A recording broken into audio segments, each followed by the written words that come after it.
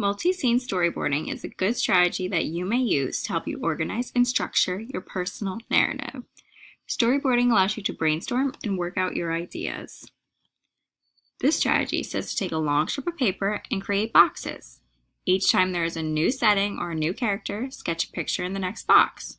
Then you will use your boxes to storytell. So you do not need a long strip of paper. You can also use a paper just like this, have post-its on it, and then have room underneath so you can write, or room to the side so you can write. So first, you want to think about what you want to write about. But remember, you want to write a small moment story.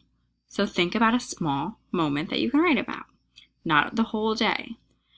So I'm going to think about what I want to write about, and that is a day at the beach when I was swimming with my family.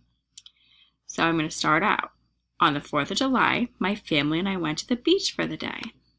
And then I'm going to draw a sketch, not an elaborate picture, just a sketch, just like that.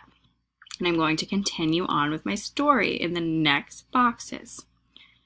So the sun was shining and the sand was hot, so my cousins and I went swimming in the ocean to cool off. And I'm going to do the same thing for the next box and then the next box.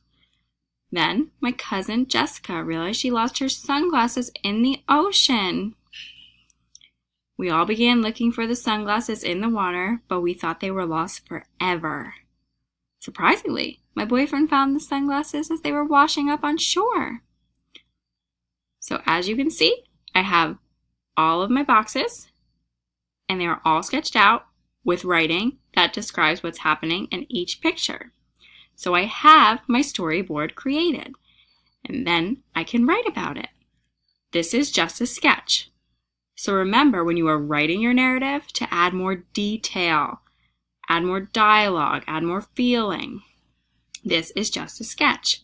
But also remember that there are parts of the story that you want to slow down because they are very important, and they have much more detail that can be added. And then there are parts of the story that you can make sure that you speed them up and just keep them at a fast pace, but also make sure you expand on it more than I has written underneath here. So in this story, I know that I can slow down where my cousin Jessica realized she lost her sunglasses in the ocean, because I know I can write a lot more there.